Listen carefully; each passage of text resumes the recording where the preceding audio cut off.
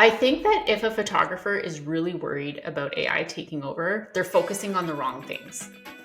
And I'm not going to just say photographer. I'm going to say like creative. Like I'm talking like painters, like artists, just like the creative industry in general. I think if you're really worried about AI taking over, your entire business plan is based around the wrong things.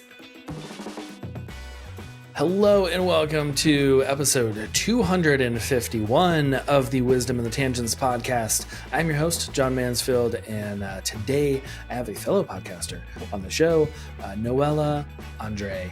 She is the co-host of the Six Figure Photography podcast with Ben Hartley, who has been on the show before, and she is also a photographer. She began her photography journey like 20 years ago in the wedding industry and has loved that, and now has transitioned out of being behind the camera to helping others behind the camera through her marketing and consulting brand, where she helps other photographers grow their reach and impact in their business. And she is the partnership manager at Imagen AI, which you guys know that I am an ambassador there. So we do talk a little bit about Imagen, but a lot of what we're talking about today is AI and how we can integrate that into our businesses and not be afraid of AI taking over, but more of using that as a tool to be more efficient and to create a better client experience for our customers. So let's get into my conversation with Noella Andres. Noella, I guess let's go ahead and get started in this episode. Thanks so much for being on the show. Thank you for having me on this, Absolutely. Bright Wednesday morning? Yes. Yeah. It is like the weather here has been crazy.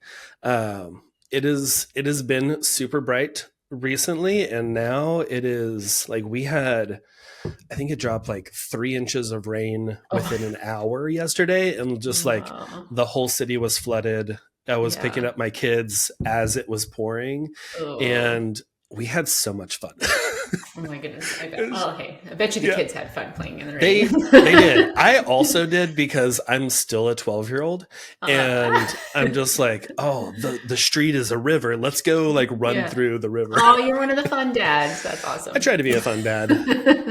It is super bright here and finally warming up. I live in Canada, and so I feel like I deserve today. Yes. Well, hopefully you get to spend some time outside with the sun. I am going to, for sure. Nice. Okay, so you're in Canada, and give us a little background about like what you do up there. What I do in Canada. Yes. So I was a wedding photographer. Been in this industry as a photographer for almost 20 years now. Please no one do the math on that one. I loved being a photographer, but it was, as a woman, it was a struggle once my kids went to school. So it was the perfect career for me when my kids were little, because I could stay home with them during the day, go do my thing, evenings, weekends. But as soon as my kids went to school, I was never seeing them, because, they weren't home with me during the day anymore. And then I would be walking out the door to do an engagement session or a consultation, and then they'd be walking in the door and I never saw them. So, went into problem solving mode and tried to figure out like, what do I do with my career next? And, got really lucky. I met this incredible photographer out of Paris, and she just asked me if I would help her on the back end of her business. And so, and that led to helping Vogue Australia. It led to it opened the doors for the coolest fashion photography world. And I got to be kind of take a backseat of their business, doing all their blogging, all their marketing, all their social media, developing courses, managing, getting published, and all these other really cool things. And so from that, I actually opened up a marketing agency. It snowballed and happened on its own. Which is the best kind. It's just this is just organically growing. Yeah. It's serendipitous. Like when I think about it now, I'm like, that one meeting, and I mean, I'm going to pause for a second and just say how important it is when you're working with people in relationships. Like you never know what's going to come out of something really cool. Yeah. And that just kind of set the trajectory for my entire career. I ran a full-blown marketing agency. We were serving anywhere between 50 and 75 photographers at any given time. I had a team of women working for me. Um, and it was the best ever until COVID hit. And it's actually funny because I think a lot of photographers and creatives had their business stalled during COVID.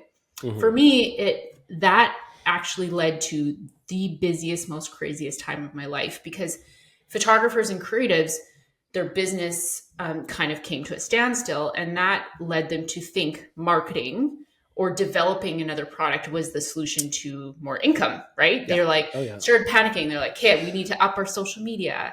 We need to develop a new course, or, now is the time to do the email marketing list we've been putting off forever. And it just led to this like flood of clients and business that I could not handle. And I'm going to say it like I burnt out like big time. Oh yeah. In a way that it was impossible to get out of. Like, in hindsight now, maybe it wasn't impossible to get out of, but at the time, I had my staff that I was worried about with COVID and restrictions. We had an office that I had to like basically close down. We had our current existing clients that really needed us and were relying on us. And then we had these new ones that I couldn't keep up with the leads. So all that to say, I kind of reevaluated my entire life and decided to sell the marketing agency and opened up a flower shop. Nice. How random. Hard pivot.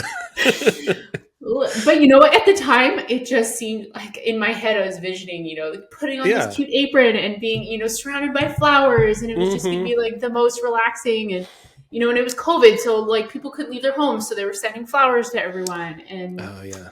I'm a very big Hallmark fan, so I'm sure anyone who's listening knows what I had visioned in my head. That is exactly what I was envisioning, just like with the gardening gloves and the shears, and just like individually trimming each stem. Honestly, and to add to your vision here, I live in a small town. Oh, well then perfect. Yeah. It was just, it was the cutest little shop in the world, and but 2 years into coming out of COVID, or in the middle of COVID, I was like, what did I do? Like full blown, like, guys, don't make big decisions when you're in the middle of a breakdown. Yep. So I started dabbling in like business coaching from there. I was like, I miss the creative industry. I miss like the strategy behind it. Like, I love cutting flowers. I still love doing flowers, but like there was no real challenge to it, right? And so I started doing business coaching and was doing it while I was in my flower shop, which was really funny because my coaching sessions were me like putting bouquets together while on Zoom. That's great. Yeah, it was really great. And anyways, all that to say, sold the flower shop to a very good friend of mine. It's still running in my small town. And started focusing on business education and coaching. And then I got this really cool opportunity to join the Imagen AI team. And so now I'm a partnership manager. I manage North America, Canada, Australia for Imagen. And what that basically means is a lot of my job is educating people on AI and helping photographers figure out kind of how to utilize Imagen and AI in general, because obviously working for an AI-based company, a lot of the fears around AI are the same, right? They apply to every single platform, every single ChatGPT. Like, there's people who just terrified of AI in general. And so a lot of my job is educating them on AI. And I work with ambassadors and just like the coolest photographers in the world. So anyways, very long-winded story of mine. I love it. I love long wins. It's it's so good. So and we got like some cool background on you and the florals and everything. I know. What? I don't normally share that on podcasts. It's really funny that came out of my mouth. Normally it's like part of my career that I'm like, did I start a flower shop? Yes, probably like triggered by my dead bouquet up here. Oh yeah. Well, no. Those are great. I love it. It was from like a styled shoot that I did like 7 years ago or something, and I was like, I'm just gonna dry these roses and see if they stick together. And roses are the ones to dry, let me say. Yes, I have tried to dry. I went through a phase where, like, for all of my couples, I wanted to dry their flowers and then like make them a Oh, potpourri or something, or like press them into a book. And it was very short lived because I realized I'm not that person. there's like a whole science And behind it, really. yeah, and I knew nothing of that science. I was just like, yeah, sure, I'll just hang them upside down. That'll probably be good That's enough to great. dry them. Yeah. Um, but no, I love that, and I love like the changes through all the years Yeah. in the different businesses, and like not doing the same thing over and over again, because that does get very monotonous. I'm an Enneagram 7, so I don't know if anyone here is into the Oh yeah, Enneagrams, but I'm yeah. an Enneagram 7, and I need to be changing to challenge myself. And that photographer that I met in Paris, Hmm. her name's Carla Colson, if anyone wants to look up an incredible fashion photographer. Um, but she's the one who she was a little older than me at the time.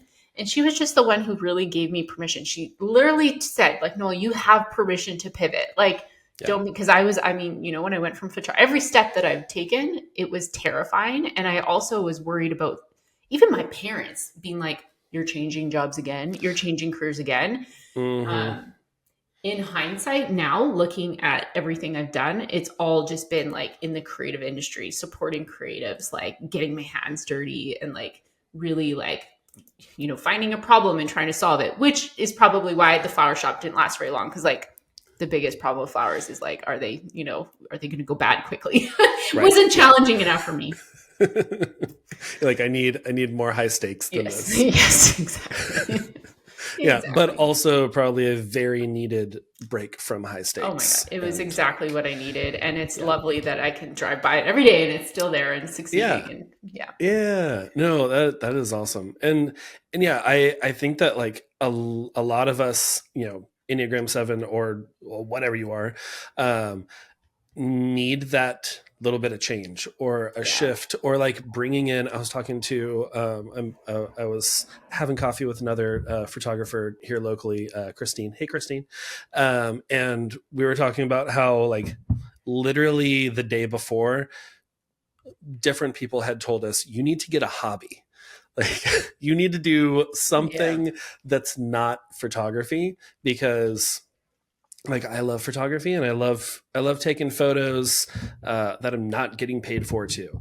I love Yeah. doing that as a hobby, and like I do a lot of film photography and take pictures of my kids and all that. But that's still like in the same vein Yeah. of Same my realm. paid work.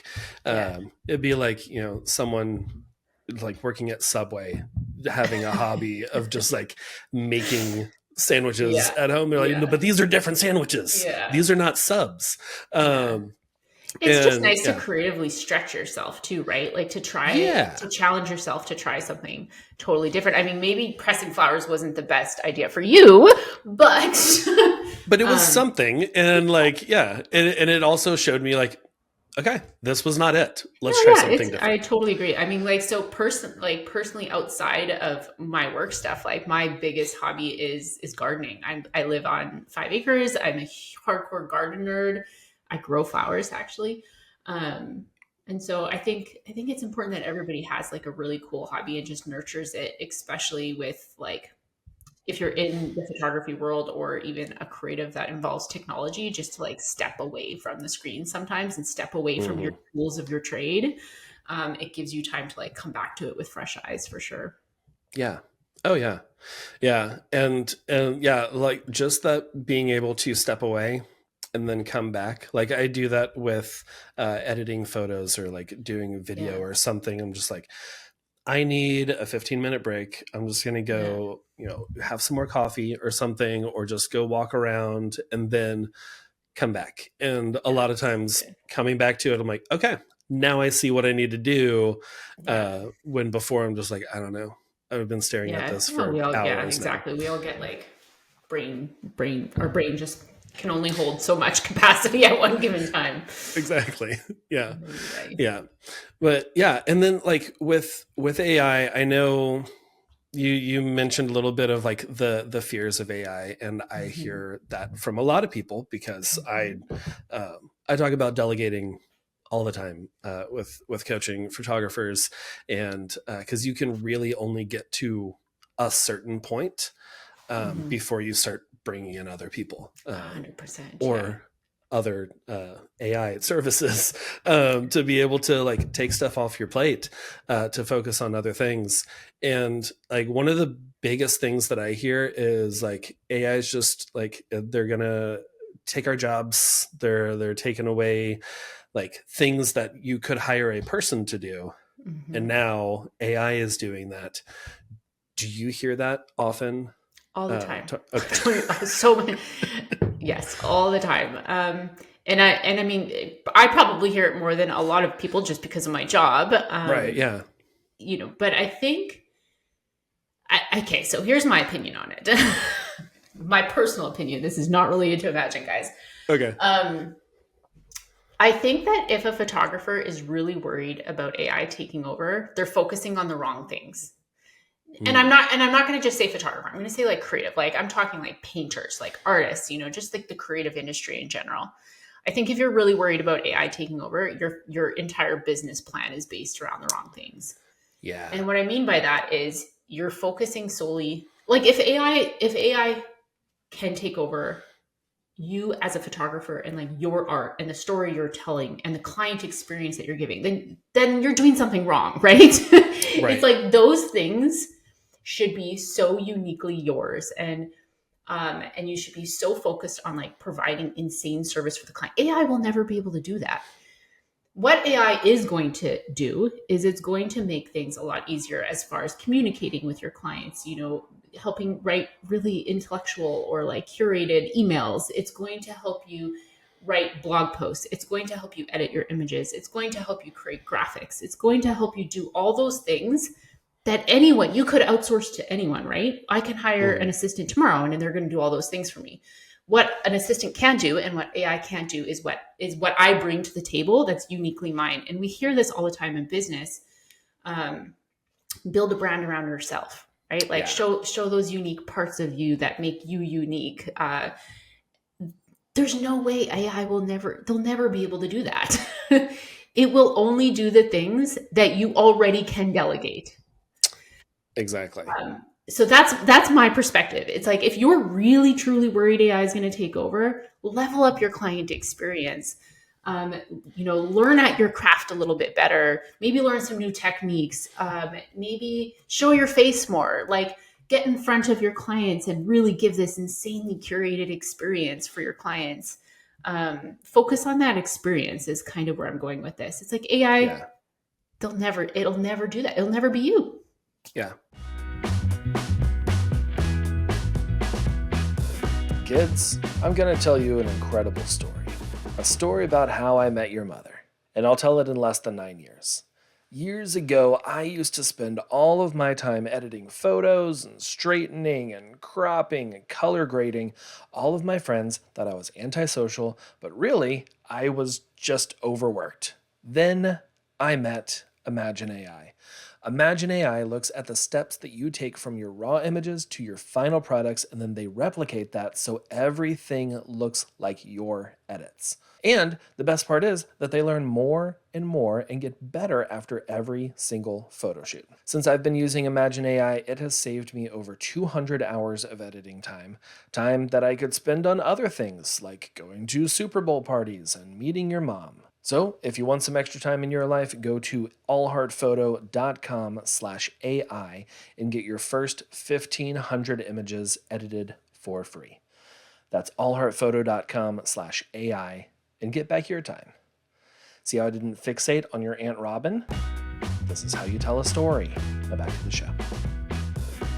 No, I think the same people that are worried about AI replacing them should also be worried about any random person with a $300 camera, because if you don't have that brand, if you don't have that secret sauce that cause people to want to hire you instead of Susan down the road, no offense, Susan, but like there's nothing separating you from the other photographers, the other creatives in your field other than price. And that's where you get the price 100%. shoppers that are just like, well, I talked to so and so, and they'll do it for $200 less than you. I'm like, okay, well, I guess I need Yeah. to go $300 less. 100, it's Uh, it's true. There's like a million photographers in the industry, and we just need to mm-hmm. focus on what makes us unique. And and this like applies to any industry. Like I worked, one of my major clients when I had a marketing agency was a paintbrush brand, and at that time, all the artists were worried about the same thing, right? They were worried about, and graphic designers. I'm sure this is a big thing with graphic designers as well. Oh yeah, for sure. AI duplicating what they can do. And I know there's like Mid Journey now, so photographers are worried about that. But that's just the end result. That's like the product that you're selling. Why people come to us is who we are and the experience we're giving them, whether that's pre-production, post-production, what maybe it's how you show up at a shoot, or like it's or how friendly Yeah. you are to the mom of the bride. Like there's all these like little things that they'll never, AI just won't replace at all. Yeah.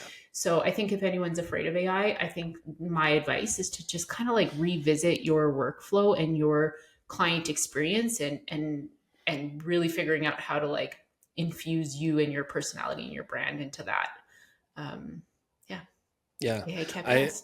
I think that is some really good to, like, if it's been a while since you Mm-hmm. have looked at your brand and how you infuse your personality into it, it is time, because Yeah. we do get like very caught up. Like I also like post pandemic, I'm in Texas, so our lockdown was a lot shorter than not like others. not like me in Not Canada. Yeah, It was not like like really locked years down. for you. It was like 6 months at most, Oh my and goodness. and it was just like a huge boom of people rescheduling, and also like people who had put off their wedding, and the like 2021 and 22 were the busiest years ever, and I got super burnt out, and I did not work on my client experience at all, because I was just trying to Yeah. survive Yeah. and keep my head above water. And I feel like a lot of people are like there either right Mm-hmm. now or recently, and it's like, okay, I have time to breathe now. And like that is a great first place to look, of just like, how can I build my brand so that I'm Yeah. different than everyone else, and not just another person, for they have 10 tabs open and they all look the same, Yeah, but it's to true. where you can stand out. And this is all. I mean, I don't know. I'm gonna assume our next question is leading into this, but like It is, yes. this is also where we can take AI and use it to our advantage, right? It's like Hmm. allowing us the time to focus on where we should be focusing, right? Focusing on that brand experience and that client experience, and using AI to help with all the other things. And so it's funny because before AI became a thing, I've talked many times about this because, like I said, I ran a marketing agency, and part of what I was speaking on stages and on podcasts and things like that about was delegating. And so to me, this is the exact same thing, only we're delegating to a different form. We're not Yes. delegating now to, maybe a virtual assistant or marketing agency. We have the ability to delegate to AI. Let's just hypothetically, it's a person, Hmm. and take the things that are dragging you down off your plate, so you can focus on what's going to completely differentiate you from everyone else, which is putting yourself in a position where AI is never going to be able to take over. So let's figure out how to use AI to our advantage to make us so cool that AI will never be able to help. Yes. Yes. Okay, so where are some areas that we can incorporate AI, just bring AI in, so that it's like, okay, I can take this off my plate and focus on the stuff that's Yeah, me, the personal things. the personal thing. So, I mean, first of all, I'm going to say for me, obvious, we all know ChatGPT is a thing, and Hmm. it is extraordinarily helpful. For me, what I found the best with ChatGPT is to pay for it. I think, and I'm going to say, I think, for me, when I first started using ChatGPT, I was like, I'm not paying for this. This is like, not another thing I'm paying for. Right. And I was using it, and I feel like all the responses did come out quite robotic, which is why I originally had a bad experience with AI. Because I was like, I'm not using this. Hmm. Um, you know, and now that I pay for it and I've created like a custom chat GPT and I fed it everything, it is like insanely incredible the difference between the paid and non-paid version. So a little shout out to chat GPT on that one, because I was going to say that's some of the feedback that I've heard of ChatGPT is just like everything sounds the same. It uses like those certain words about like your journey or whatever. Elevate. It's just elevate, and and it's just like, oh, this was definitely ChatGPT, and now I have to go in and rewrite everything. Exactly. Which is why, like, I think some people are. That's another reason why I think some people are hesitant to use it, because they maybe just use ChatGPT and they quickly throw some information into it, and it's not, up to par. It sounds like, a robot. And so I think my first piece of advice is to pay for ChatGPT if you're going to use it, because I feel like your experience is going to be so much better. Like, I have my custom one. I fed different writing pieces into it so it can learn my tone. You can send it my website and it just all of a sudden knows everything that I'm doing and all the blogs I've written and like all the cool things. And there's also different ways you can like connect to ChatGPT. So I have ChatGPT connected to Canva now, and it is life-changing. So if you guys haven't done that yet, do it. It will create all sorts of cool things for you. Like, you can literally prompt it and it'll create something really cool in Canva. Oh, that's cool. Okay. I remember them announcing that there was that link to where you can put those together. And I was like, that sounds cool. And then I just didn't do it. But let's tell everyone they should do it, because it is the coolest thing. And then if you want to take it like one step further with Canva, now I'm just going a little on a tangent. Hey, we love tangents. It's cool. Canva has all sorts of cool AI apps into it in as well that will like completely change your life. So there's one app that I use all the time. It's called Bulk Create. And so kind of my workflow is I'll start in ChatGPT and I'll ask ChatGPT to create 10 Instagram quotes for me. Let's just say quotes, or, poems, or I don't know, I'm going to be poetic for a second, be like a little storytelling photographer, where they just have like those little like vague little lines from some poem. But yeah, you can have ChatGPT create a list of different quotes or pieces of advice or business, whatever it is you're envisioning. And it will put them into a spreadsheet for you that you can then upload into Canva. And you can use the app called Bulk Create, and Canva will automatically create separate graphics for you based on that sheet. And it is cool. It just happens right in front of you, and you can design them really pretty, and it just plops all the text in. So Bulk Create is like a really cool way that you can really simply automate your social media posts. There you go. Yeah. There's one. That's awesome. So yeah, ChatGPT, Canva, there's all sorts of other really cool tools that I don't think a lot of people know about. For example, there's one called Video. There's another one called Lumen 5. Lumen 5 will take blog posts and turn them into slide decks for you. So if anyone's an educator or does presentations, super cool. Because then you can start with ChatGPT, use Lumen 5, creates a slide deck for you. Other ways that I use ChatGPT, I mean, it is integrated into almost every program now, right? Like Honeybook, it's in there. AI is integrated into PickTime.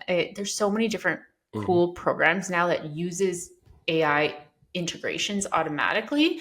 Obviously, I'm going to talk about editing because I love Imagen, but using AI to cull and edit your images. And now Imagen just launched video, which means you can color grade using AI technology. Right.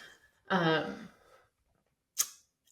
mean, honestly, the AI ways are never ending. I love that you just like gave us like 10 different examples of different things. Yeah, let's put them in the notes or something somewhere, because these programs are life-changing. Oh yeah. Yeah. I will have all these linked in the show notes for everyone. So if you're just like, wait, what was that? Lumen 5? What is this? Yeah. It's in there. Scroll down, click on it. But yeah, like it's more than just like, I don't know. We think of AI as like a overarching kind of like take over. I don't know. This is just like a robot and it's impersonal, and I don't know.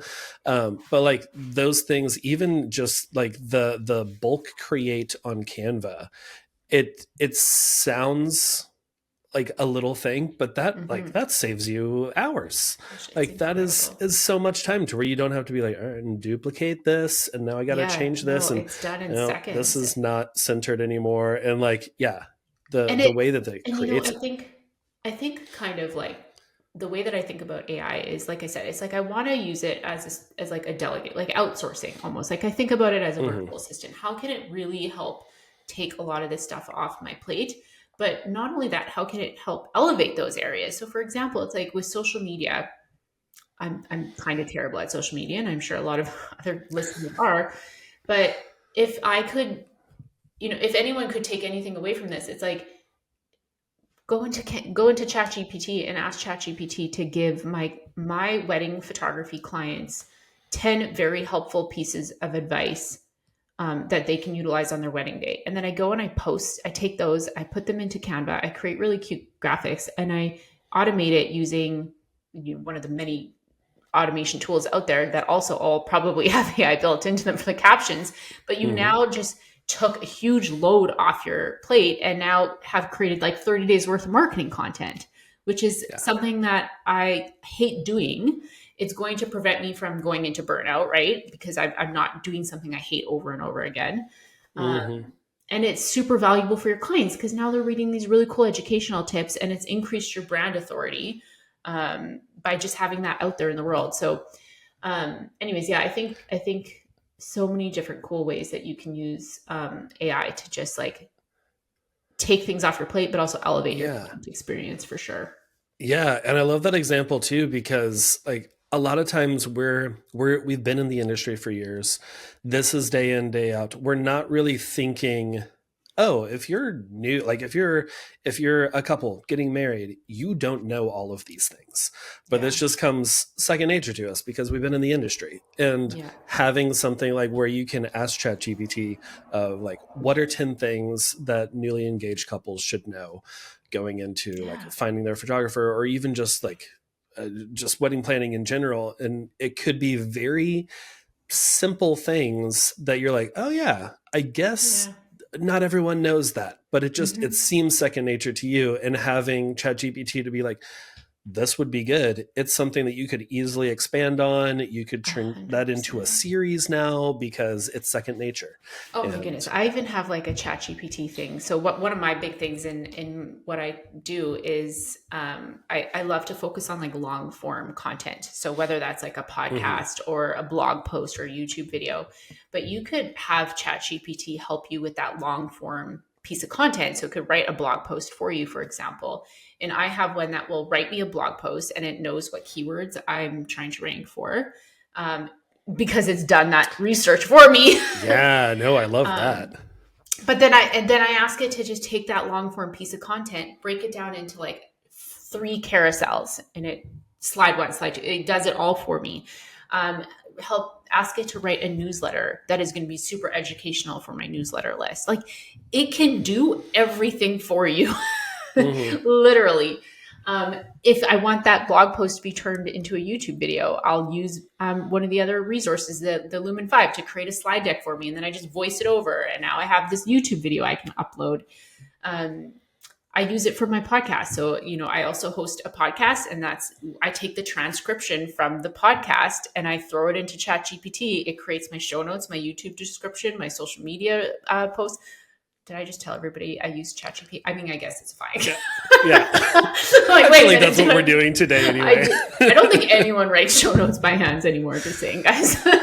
No. um, Anyways, yeah. I mean, I think, and I do want to say something else. One little like, man, I'm so thankful this podcast is called Tangents because I'm going on a few of them today.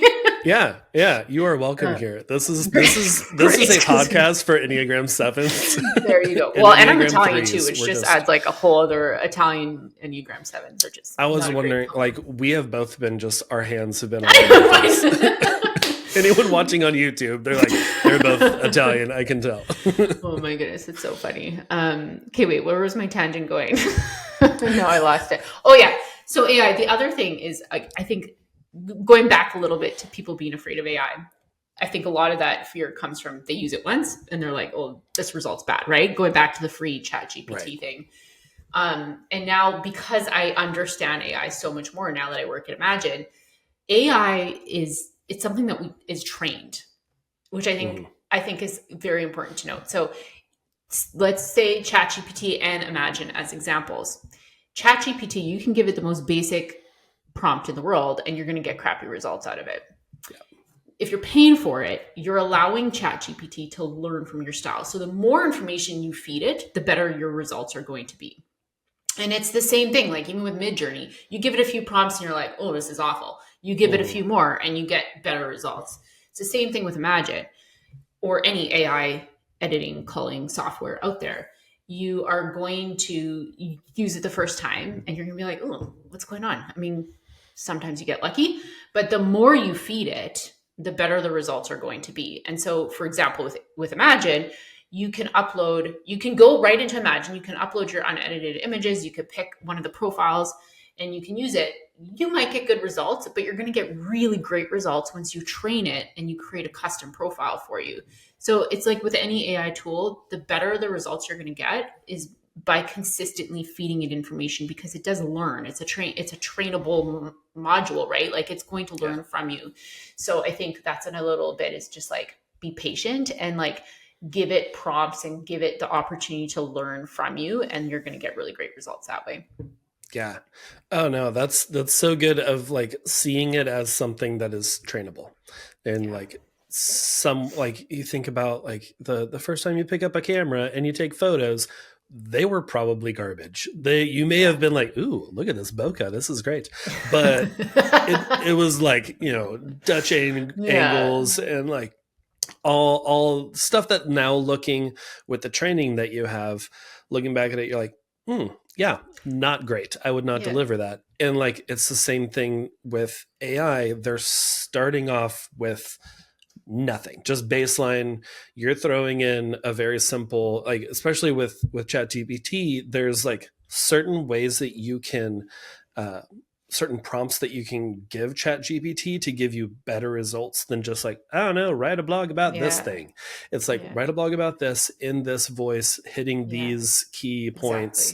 And like each of that little bit is training. And then like with the paid version, obviously it's learning from you over and over again, that just like every single time that you use it, it's going to be better. And once it's done, like once it learns from you, it's learned. Like it's, you know, and this is why I like to I like to think of AI as, actually my friend, Miles Whitboyer, I was talking to him where we were doing like this live thing yesterday, and he mentioned, Imagen being a part of his team. And I love that, because I think we can think of AI as, is part of our team that we are training, we're delegating things to, but they do require some training, right? And AI is the same. You have to put a little bit of time forward in order to get the best results out of it. And I think, I think that's where people just, you know, they try it once and they're like, ugh, and then they're like, nope, never using AI again. Give it time. It's like I remember like when I started using Imagen, I was like, after the first 2,000 photos, I was like, okay, I'm still going in and tweaking, and like there were some things that I was like, okay, we're gonna fine tune this, and then upload these back so that fine tuning makes such a big difference. It does. And because now again, you're training it, right? Like you're literally teaching. These are what you did is great, but I would have done this, and this to the images, and then you're telling it, this is what I would have done, and it just gets better with time. And now 30,000+ images later, it has fine-tuned a ton to where it's like I get the images back, I'm like, oh, that's kind of better than what I was planning on doing, to be honest. And like I still do the manual pass and everything afterwards, but like there's a lot less to do the more that you are able to train AI. 100%. And something else that I think is really cool is sometimes AI can do things better than us. And I say that, you know, let's use ChatGPT as an example, or writing content. It freaking does like spelling, grammar check. It will create everything consistently, right? Like it's not going to all of a sudden one day write you a blog post that's super cheeky and sassy, and then the next day going to write one that's super emotionally driven, and like it learns how you want it. And so it's creating consistent work for you. And the same is to be said about editing. Like with Imagen, you know, if I was to be manually doing it, chances are very high, even if I'm using the exact same preset, chances are very high that from session to session, my work is going to be inconsistent. With Imagen, or ChatGPT or any AI tool, it's learning from you and it is going to deliver consistent results every single time. So it is making my clients happier because they're getting exactly what they expect. The editing style is what they're seeing on the website. It's very, very consistent across all different sessions. So to me, that's like a huge asset on its own, right? You're for sure. delivering consistent results all the time. I don't know how many times I have had to pull like an all-nighter or like stay up till 2 a.m. editing photos. And then the next morning I'm looking at them, I'm like, oh, no. This is my 2 a.m. eyes were not the same. Not the same as 9 a.m. eyes. No. Yeah. And then I'm like, oh, now I got to go back and change this. And like, yeah, that consistency of AI to be able to at 2 a.m. I mean, there are plenty nights where I'm like wrapping up things. I'm like, I'm just going to send this to Imagen. And then, before I fall asleep, getting an email like, hey, your edits are ready. Nice. And yeah, I don't have to worry about AI being sleepy. Well, and imagine too, like how many times, I mean, I see it all the time. I'm in every Facebook group on about, photography related. Yeah. And I see so many times like, oh, this client's complaining that, the photos were edited this way and they want their money back. They're not happy. And I'm like, that wouldn't happen if the work on your Instagram and on your portfolio is consistent to what you're delivering, right? Like, everyone's like, well, did they not see your work? Well, their work might be different than what they're delivering because of that 2 a.m. edit session, right? You're not always delivering consistent work. And so this prevents unhappy clients, I want to say. Maybe a little stretch of a unique perspective on AI, but you really are like you're delivering exactly what those clients are expecting. Yeah. And a little side note on that, I have a few different second photographers that shoot with me pretty often. Oh, good call. And I shoot Nikon for the most part. And a lot of people are Sony or Canon or Fuji or, whatever, Leica, whatever. And like the way that I don't have to like figure out different color profiles for different cameras, or like I have a DSLR that I still shoot with every now and then, and I have mirrorless cameras, and like everything is a little bit different. And the great thing with AI editing is like it's looking at the finished product and how to get there. And it's like, okay, this was shot with Sony. That's cool. I can do these things to get to this. And instead of me like, I don't know, the greens are just not greening today. I don't know what's going on. Yeah. And that's the thing is, like AI editing, it works to deliver consistent results. It does its thing in the back end to make sure that it's consistent. Which actually you just kind of blew my mind when you said that. I never even thought about that as far as like hiring associates and like ensuring that all your associate images are also consistent. I've never thought about that before. So that's really cool. Yeah. Cause I see that a lot in like the second shooter Facebook groups of like, hey, Canon preferred. Like I want you to be shooting with the same camera body that I am for that consistency. And now I'm like, shoot with whatever, as long as it's a good camera. Like don't bring your like Kodak Easy Shoot or something. Maybe I'm out. I don't know, that kind of vibe is coming back, so maybe. It is trending, that's for sure. It really is. But yeah, okay, awesome. I have loved this so much. What are some things like kind of before we wrap up that I know you listed a lot, and we're going to have a bunch of links for everyone. No, I love it. But where are some like first steps for people who are just like, okay, Noella, those are a lot of things. I want to incorporate those, but like, where do I start? What's one thing? I'm gonna give everybody, it's typical Noella, I'm such an educator, but I'm gonna give everyone an assignment. Yay.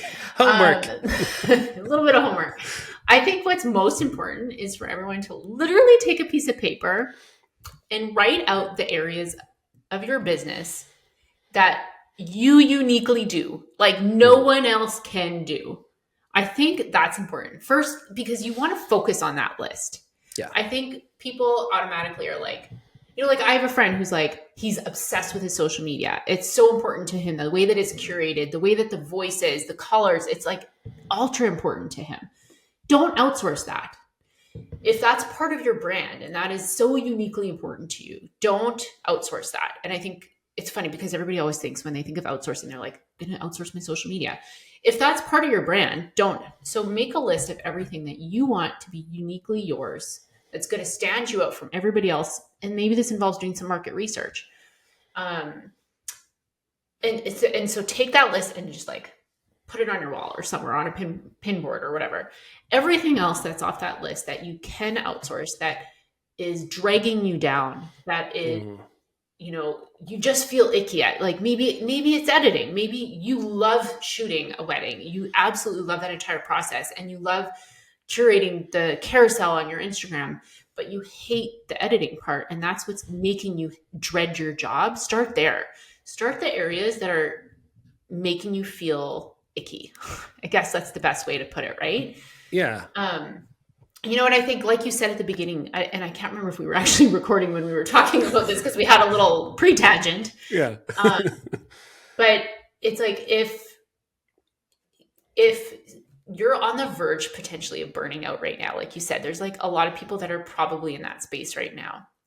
Make a list, a secondary list of those areas that are like really causing you to feel stressed, that are causing you to feel overwhelmed, the areas that you're starting to do dread in your business. Maybe it is blogging. Maybe it's your social media. Maybe it's your editing.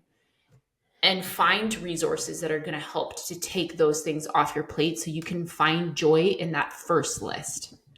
So to me, it's like 2 lists. One, things that you love, the things that are uniquely yours, the things that are bringing you joy, that you absolutely love about your career, that you do not ever want to delegate. And then the whole other list that's like, you have to do it because it's part of running your business, but you can't stand doing it. That's the list you want to start on and figure out how to integrate AI into all that, whether it is ChatGPT or it is the fancy apps in Canva or it is editing with Imagen. Start there. There you go. That's my tangent. I love it. I love it. No, that is so good. And it also like that exercise, that practice will show you the things that bring you a lot of joy too in your business. So if you are going through that burnout, you of that, right? Yeah. And you can see like, oh yeah, I do get excited every time that I edit my photos. Like I was talking to someone recently who was looking to outsource and she was like, I need to take stuff off my plate. And we were kind of going through that. I didn't do like a full like sticky notes and everything. Typical Noella. We were just chatting over coffee. And she was, because I had mentioned Imagen, obviously. And she was like, yeah, but I really love editing my photos. Like that is something that I find joy. I was like, then don't outsource that. Like keep that. You want to keep the stuff that brings you joy and the stuff that you're just like, I have to do this again. Okay, let me psych myself up or hype myself up or psych yourself up. Yeah, whatever the do, whichever. Whatever you need to do to yourself, just to get ready to do this. Like those are the things that should be on the front of your list to outsource. To find I'm sure one of the links that we'll have for you will take care of that. Yeah, no, 100%. I love the whole perspective on it. It's like, you know, and I'm going to do a tiny little tangent because I know we have to be done here, but Imagen was started, actually the founders of Imagen started the company because one of them had just gotten married and was, didn't want to wait much longer for his wedding images. Yeah. And I can totally understand that. Yeah. Like, and I can say now, typical owners of Imagen, geniuses. And he was just like, I'm going to create a solution for this. Yeah. And so I think it just goes back to that. Like if your clients are waiting too long because it's going to affect your client experience, right? Like if you're dreading editing, you're not going to do it quickly. It's going to sit on your desk forever. And it's hurting your client experience, which is probably something on your love list, right? Your list of things you love to do is probably dealing with your clients and the people behind it. But you could potentially be hurting that list by not taking quicker action on the list of things you dread. Yeah. And it may not even be on the list that you dread. It could just be, it's taking up a good block of your time. Yeah. Like your day-to-day, you only have so many hours. I know like I have a lot of stay-at-home parents. I'm a stay-at-home parent as well, that I only have so many hours during the day while the kids are away to do things. And like, if a good chunk of that is editing, then I'm not able to get to the other things that are also really important in business. And being able to outsource that, to have that back in my inbox 15, 20 minutes later, I'm like, all right, amazing. I can do this now, or I can do this tomorrow. And like, you're not getting to that deadline where you're like, okay, I told them they would have their images in 3 You months, don't and want it to wait till the is deadline. 2 days away from 3 months. Yeah, no, because you want to keep that really important client experience, because that experience is what's making you unique, right? So the faster you can do those kind of little things in your business, that is going to allow you to want to have more space, going to help you be less stressed, but it's also going to help level up your client experience even more. So I think we just maybe added a third list to our homework assignment. So there's like things you love, things you dread, and things you want to get better at. Yes. I love it. Okay, Noella, this has been so fun and like so I was gonna say dense, but that's not the right word. Just like jam packed, full of great knowledge and things. Thank you. So thank you. And before we wrap up and let people know where they can follow you and about your podcast and all the things, there's part of the show that I like to do where we talk about what we're loving this week, and it can be literally anything: a new TV show, book, movie, whatever, new food. What are you loving this week? It's funny because I knew this question was coming. Okay, I'm going to just say something super cheesy. I'm very pumped because it's gardening season right away where I live. And like I said, I do have like, my garden's an acre big. So it requires a lot of pre-work and planning, and it's almost time to plant my garden. So totally not AI or Imagen or photography related, but I'm so pumped about it. I love it. I love it. I personally do not have green thumbs, but they're also not black. I don't kill everything that I have planted. I kill most things, or maybe the Texas heat does. It's very hard to grow things in Texas. I'll give you that. So it's not your fault. Yeah. Between the heat and the birds, like we had to, we tried to grow blueberries one year and we were so excited about them. And then they all just got eaten. Even with we put like a chicken wire deal around the chicken wire. Oh, that's sad. Still, they got in there somehow. Yeah. But it was fun to say we had a blueberry bush at home. But no, I love that. There's something like really calming about. I love it. I love the gardening. the process of being in the sun, like tending to the garden. I mean, I will say, so if anyone follows me on Instagram, you will see by fall, I will be complaining a lot about gardening season by fall, because I'm so, like I said, I'm Italian. I grow a crap ton of tomatoes, and by fall it's like tomato sauce making season, and I'm like, my whole kitchen it's just is covered everything in is covered in tomatoes. I'm just at the point where I'm like, I don't give a crap about tomatoes anymore. I don't care about sauce. I'm done. So stay tuned, guys. October, you'll be hearing me complain. That is my in-laws' house. They have a bunch of tomato plants and a bunch of squash. And it is just like, they let the squash get super huge too. They'll be like, softball size round. I'm like, these are now gourds. But yeah, it's just by the end of the summer, it is every available counter space is just covered in vegetables. It's true. And I complain quite vocally about my tomato sauce. So stay tuned. Yeah. By May, I'm pumped. By October, I'm over it. Yeah. Okay. Awesome. Let's see. I'm loving this week I guess it's a board game. It's like a kind of like a Trivial Pursuit type game, where you have like the board game, but then there's also a digital aspect, just an app on your phone that will just like AirPlay to the TV. And it's really fun, just kind of like random like pub quiz kind of things, and science and nature and animated movies, and Harry Potter is a category, and like there's different things. So like we'll play, we kind of brought in the girls who are 4 and 7. They're not really too interested in it. They like just moving around the characters more.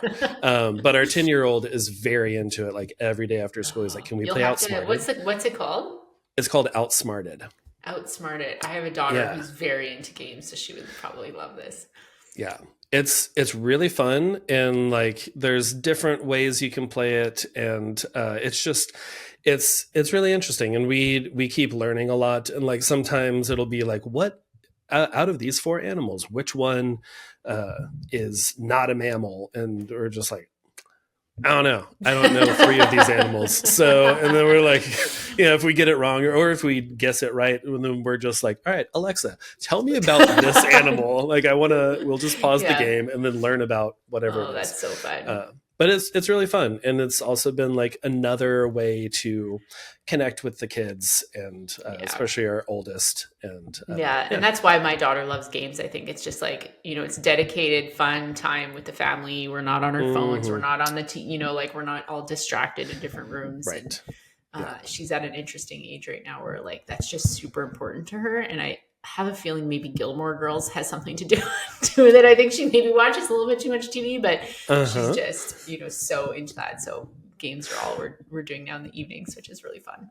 Yeah, that's awesome. Well, yeah, definitely check out Outsmarted, and I'll have a link for that in the show notes too for everyone. These show notes are going to be great, man. You guys, if someone doesn't actually listen to this, they're going to be like, what were they talking about? Just like, I'm just scrolling through all these things.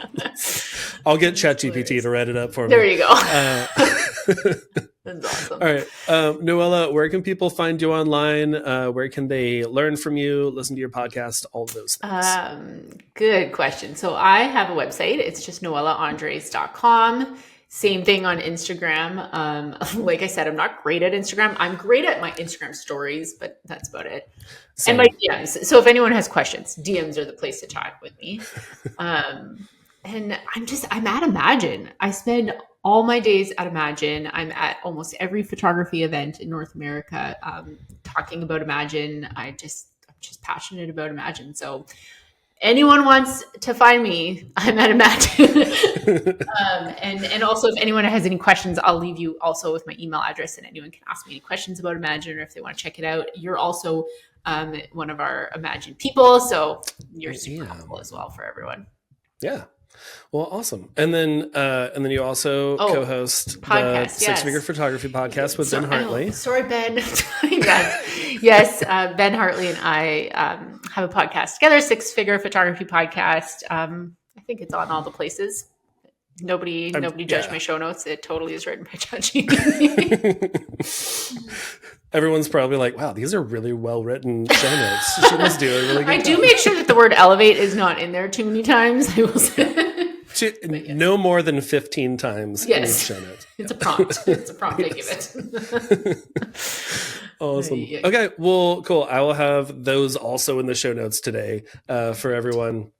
But yeah, well, Noella, thank you so much for being on the show. I really enjoyed getting to chat and just so fun. Talk about AI and talk about gardening and all the fun things. But yeah, well, thank you for being on the show. Thank you, guys. Thank you for having me. Thank you for listening to another episode of the Wisdom and the Tangents podcast. As always, you can check out all the things in the show notes at podcast.allheartphoto.com. You can follow us online. We're on Instagram at wit.pod, WITT.pod. You can follow Noella at noellaandre.com. That's her website, and Noella Andre on Instagram as well, which all of that is linked in the show notes. You can also, if you're interested in Imagen AI, which if you're not using it, you should definitely be interested in it because it's amazing, as you heard in this podcast. We've got a link in there for you to get some special goodies too whenever you sign up. And of course, go check out her podcast with Ben Hartley, the Six Figure Photographer podcast. I have that linked in the show notes for you too. Until next week, I will see you then. I still haven't figured out a better sign off yet. We'll work on that. Bye, y'all.